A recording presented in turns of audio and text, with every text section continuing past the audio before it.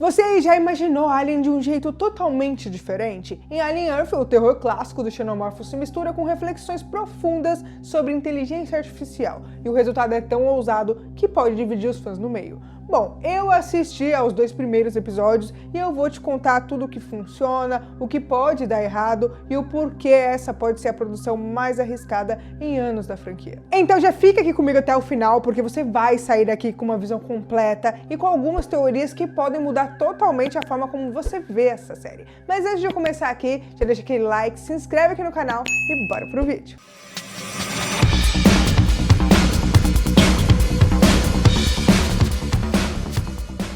E aí pessoal, tudo bem com vocês? Se você não me conhece e acabou de chegar aqui no canal, bem-vindos, eu sou a Tayla Moitinho. Bom, quando anunciaram Noah Hawley, o criador de Legend e Fargo, que ele estaria no comando, as minhas expectativas foram lá pra cima. Mas para quem conhece aí o trabalho dele, o Hawley tem uma assinatura muito marcante, com narrativas visuais sofisticadas, diálogos com duplo sentido e um ritmo que mistura tensão com momentos mais contemplativos. E nesse sentido, Alien Earth entrega exatamente o que ele sabe fazer. Os cenários são riquíssimos em detalhes, a fotografia é pensada para transmitir desconforto e uma atmosfera carregada, respeitando e ao mesmo tempo expandindo o legado do Ridley Scott que ele construiu. É como se cada plano tivesse sido pensado para criar uma sensação de imersão total. Você olha para aquilo e sente que você poderia estar lá vivendo exatamente esse universo. Tem um cuidado artístico em séries desse gênero. O curioso é que, apesar de todo esse cuidado visual, a série me passou um pouco de sensação de estar ali acompanhando duas histórias quase independentes. De um lado, a gente tem o terror físico e sufocante dos Xenomorphos, que volta a lembrar do clima lá do filme de 79, bem claustrofóbico, e do outro lado, a gente tem uma narrativa mais lenta e introspectiva, que mergulha em temas como inteligência artificial, consciência e imortalidade. São duas linhas narrativas com tons muito diferentes, e isso pode dividir de fato os fãs, porque enquanto uns gostam muito mais do terror que o Xenomorpho traz, outros gostam mais da questão da inteligência artificial, do androide, da questão de corporações. Eu sou sincera aqui com vocês, é como se a gente estivesse ali assistindo 2 seriados distintos que de vez em quando se lembram que dividem o mesmo universo. E essa escolha de alternar entre terror intenso e filosofia pode ser genial para alguns e frustrante para outros. Eu gostei muito, mas outras pessoas não gostaram nem um pouco. E o risco é que um lado acabe apagando o impacto do outro, sabe? Esse contraste pode ser um problema para quem busca ação constante. As partes de inteligência artificial reduzem bastante o ritmo e exigem mais atenção, mais paciência, mas para quem gosta de ficção científica com discussões filosóficas, esse lado da história é justamente o que torna a série muito interessante. É quase como se o Noah Hawley estivesse tentando equilibrar 2 públicos, sabe? O fã que quer ver os Xenomorphos atacando a todo instante e o fã que quer pensar sobre o sentido da existência, mesmo num universo onde os monstros podem surgir a qualquer momento. E essa mistura pode ser vista como inovação ou como uma indecisão narrativa. E só o desenvolvimento da temporada vai mostrar qual das duas coisas ela realmente é. É o tipo de proposta que faz com que a pessoa tenha comprometimento ali, sabe? Para assistir a série, para acompanhar. O espectador tem que ter isso. Se tem algo que Alien Earth acerta em cheio é na construção de mundo. Algumas cenas são tão fiéis ao visual clássico que se você pausar e mostrar isso para algum fã, ele vai achar que é uma captura do filme original, porque o design de produção recria minuciosamente os elementos característicos. Corredores estreitos, sombrios, iluminação intermitente, figurinos também práticos e cortes de cabelo que parecem saídos lá de 79.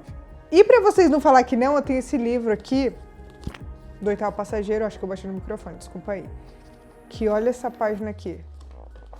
Vai falar que isso aqui não apareceu lá na série, apareceu na série. Outra coisa que eu ia falar. Peraí, deixa eu mudar. Isso aqui. Ai, caramba. Sabe, com o nome. Vai falar que não apareceu também na série. Apareceu, então eu fiquei muito feliz dessa parte de fotografia e tudo mais ter aparecido, porque assim, querendo ou não, é muito importante, a gente gosta muito e o filme de 79 foi um marco, assim, pro Alien, né, querendo ou não, um dos primeiros mesmo. É muito importante. E para vocês terem uma noção, até a forma como a câmera se movimenta e enquadra os personagens transmite uma sensação de que a gente está naquele mesmo universo, mas explorando uma camada diferente dele, mais ampla e mais complexa. O resultado é uma ambientação que prende o olhar mesmo em cenas mais calmas. É como se o cenário também fosse um personagem contando a sua própria história. E aquele efeito no texto surgindo timidamente enquanto os recortes de cena aparecem atrás, que eu até mostrei no livro aqui, me lembrou muito o famoso trailer de Alien, e é como se fosse um preview metalinguístico dos episódios que a gente não assistiu ainda. Às vezes parece que essa série quis homenagear antigos universos, ao mesmo tempo que ela inventa o seu. No campo das corporações, o papo sobre imortalidade lembra direto Prometheus, e aqui a gente tem 3 formas de imortalidade. O ciborgue, que são humanos aprimorados com partes mecânicas, os sintéticos, que são inteligências artificiais humanoides, como o Ash do primeiro filme, e os híbridos, que têm consciência humana transferida para corpos sintéticos, mantendo a memória e personalidade.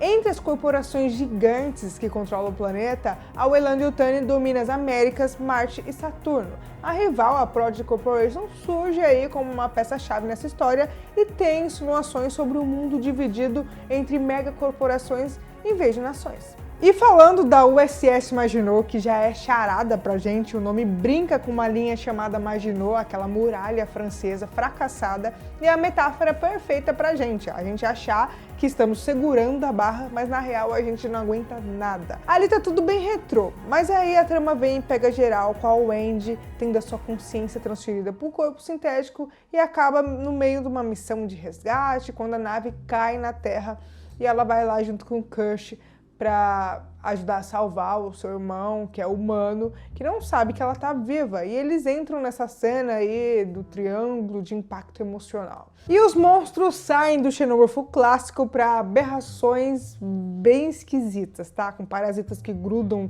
como sanguessugas e uma criatura com olho que entra no nosso cérebro e fica no lugar do nosso olho. É visualmente traumático, mas bem original, tá? Dá pra sentir a intenção do Hawley pra reviver o terror visceral de Alien, mas remodelando com horror biotecnológico inteligente. E o primeiro episódio levou o título de Neverland, referência direta à obra de Peter Pan, e aqui ela se aplica lá na ilha de Neverland da Prodigy, que é um local afastado e possivelmente envolvido com atividades ilegais. Inclusive é lá que a gente encontra o Boy Cavalier, um bilionário excêntrico e antagonista de perfil egocêntrico, fascinado por ciência, apenas para satisfazer sua curiosidade pessoal, sem qualquer empatia pelas consequências. É nesse cenário que uma jovem à beira da morte é transformada no primeiro híbrido humano sintético, e ao adotar o codinome Wendy, ela e outras crianças transferidas para corpos robóticos passam a se chamar Lost Boys, uma alusão direta à história do Peter Pan. Tem também pequenos diálogos que revelam a falta de valor dado à vida pela Weyland-Yutani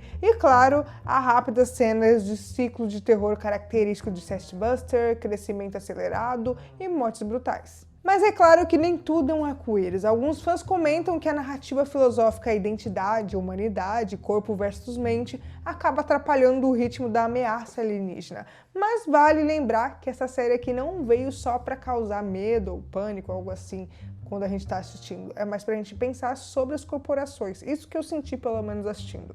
E a linha temporal? A série está ambientada em 2120, exatos 2 anos dos eventos de Alien de 79, que eu expliquei aqui pra vocês já no canal. Então se encaixa direitinho como um prelúdio estilizado mesmo, sem empreender aí em Prometheus ou Covenant. E no final das contas, Alien Earth é uma mistura ousada de horror visceral, com reflexões sobre inteligência artificial, existência. Se você quer susto e também quer pensar o que é ser humano, afinal, é pra mergulhar sem medo nessa série. Eles voltam a ser criaturas imprevisíveis que se escondem na escuridão e atacam sem aviso. A tensão não vem apenas da violência em si, mas do silêncio, do som distante no corredor, do clarão repentino que revela algo que você preferia não ter visto. E como se isso não bastasse, a série introduz novas espécies alienígenas, cada uma delas com visual e comportamento distinto, mas sem tirar o protagonismo do xenomorfo, que continua sendo o coração e o pesadelo central da narrativa. Essas novas ameaças deixam claro que o universo de Alien ainda tem muito que mostrar, que o perigo não se resume a uma única forma de vida.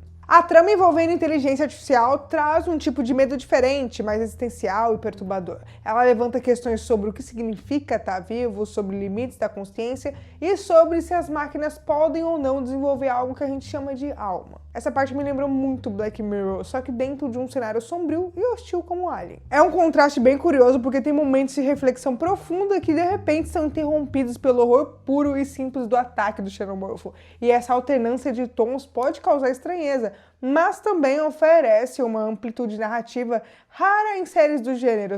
E é justamente aí que Alien Earth pode dividir o seu público. Alguns vão adorar essa ousadia de fusão de estilos, enquanto outros vão sentir que são dois tipos de temas diferentes, costurados de uma forma um pouco forçada. Eu pessoalmente gostei, mas também fiquei preocupada, porque a pergunta que fica é: o Noah Hawley vai conseguir unir essas tramas de forma coesa até o final, ou a série vai seguir alternando entre dois tons que nunca se encaixam totalmente? O sucesso dessa produção depende inteiramente da resposta a essa pergunta, e não é só questão de direção, mas também do público, como que eles vão reagir a essa estrutura. A influência do Ridley Scott estão por toda parte aí nessa série, e também tem momentos que lembram diretamente de Blade Runner, e até referências sutis a Prometheus e Covenant. Não é apenas uma questão de estética, a própria forma de construir personagem, de sugerir mais do que mostrar, é um traço característico do Scott que aparece bem aqui. Outro aspecto que merece destaque é o papel das corporações. Elas não são apenas um pano de fundo, mas peças ativas do tabuleiro. Manipulam informações, controlam recursos e não hesitam em sacrificar vidas para atingir os seus objetivos. Essa abordagem lembra muitas narrativas de ficção científica de cyberpunk, onde as empresas têm mais poder do que os governos e operam acima da lei. E aqui essa presença cria um tipo de tensão bem diferente do medo físico causado pelos monstros. É o medo de forças invisíveis, capaz de manipular o destino de todos. No geral, esses dois primeiros episódios funcionam como um grande prólogo do que vem por aí, um longa-metragem de abertura. Não é perfeito, mas ele entrega um terror eficiente, com visual impressionante e mistério suficiente para manter o interesse. Mas como todo fã sabe, metade da diversão está em tentar adivinhar o que vai acontecer. E é aí que entram as teorias. É nesse momento que Alien Earth se torna um prato cheio de especulações, porque ele dá pistas suficientes para manter a curiosidade acesa. E uma possibilidade é que o verdadeiro vilão da temporada não seja uma criatura, mas sim uma corporação que está por trás de todos os eventos que aconteceram. O foco dado para tudo isso sugere que tem algo muito maior acontecendo nos bastidores. Outra questão é como o Alien Earth se encaixa na cronologia oficial. Apesar de falarem que se passa numa linha paralela, tem elementos no design, na forma como certos eventos são mencionados, que dão a entender que essa conexão pode ser mais forte do que parece. Talvez essa temporada seja um experimento narrativo, algo que pode se conectar oficialmente à franquia principal se o público reagir positivamente. E essa dúvida por si só já é o suficiente para manter qualquer fã atento a cada detalhe. Agora, no segundo capítulo, ele reforça a ideia de heróis que surgem na hora certa, porque aqui a gente tem confrontos diretos com o xenomorfo e outros espécimes. O Cyborg Morrow também aparece, ele mostra ser imprevisível, às vezes ajuda, às vezes parece agir apenas a favor da Weyland-Yutani, e não dá para entender muitas intenções dele. E é nesse episódio que a gente descobre algo único sobre a Wendy. Ela capta a frequência de comunicação dos xenomorfos. Algo que eu fiquei pensativa quando ela estava fazendo aquele teste de áudio, sabe? Esse detalhe pode ser decisivo nas próximas batalhas. O episódio termina com os ovos de xenomorfos intactos e uma solta. Pois é, várias ameaças aí pro pessoal enfrentar. Eu aposto que a inteligência artificial vai se tornar uma peça-chave aí para tentar entender e até manipular os xenomorfos. E talvez esses monstros estejam sendo estudados por sistemas que aprendem e evoluem a cada confronto. E isso poderia abrir espaço para novas versões híbridas, novas ameaças e até um novo tipo de inimigo. É o tipo de revelação que poderia mudar completamente o rumo da história e até reescrever parte da mitologia da franquia. Entre os personagens que me chamou a atenção foi o Morrow, porque ele é ambíguo, às vezes ajuda, às vezes ele age de forma suspeita. Não me surpreenderia se ele mudasse aí num momento decisivo de lado, se ele traísse alguém importante. E claro, seguindo a tradição da franquia, é bem provável que personagens centrais sejam eliminados de forma inesperada, reforçando a sensação de que ninguém está seguro nesse universo. E esse elemento imprevisível é uma das marcas registradas de Alien e parece que Alien Earth quer manter isso vivo. Bom, seja qual for o caminho, Alien Earth tem potencial para entregar algo único, um terror que mistura o físico e o psicológico, explorando novos aspectos desse universo e mantendo também viva a tensão que sempre definiu o Alien. E você, acredita que as tramas de inteligência artificial e xenomorfos vão se unir de uma forma épica ou que eles vão se chocar de um jeito estranho? Eu vou acompanhar todos os episódios de perto e eu vou voltar aqui para falar sobre cada episódio para vocês. E eu acho que vem aí algo sobre a questão da Wendy conseguir ouvir os xenomorfos se comunicando. Eu tô bem curiosa. Bom, e se você curtiu esse conteúdo, já deixa aquele like, se inscreve aqui no canal e já me segue lá na rede de fotos para vocês ficarem por dentro de novidades, notícias sobre filmes e séries e eventos que eu participo. Ah, galera, eu tenho um recadinho rápido aqui pra vocês. Agora aqui no canal tem o clube de membros aqui no YouTube mesmo, então se você gosta do que eu faço e quiser dar aquela força no meu trabalho continuar, é só dar uma olhadinha no link que vai estar aqui na descrição. E dependendo do nível de amigo, o seu nome pode aparecer aqui na tela no próximo vídeo. Ah, e tem mais conteúdo incrível esperando por você. É só clicar no vídeo, vai estar aparecendo aí na tela agora. E bom, por hoje é isso. Um grande abraço e até o próximo vídeo.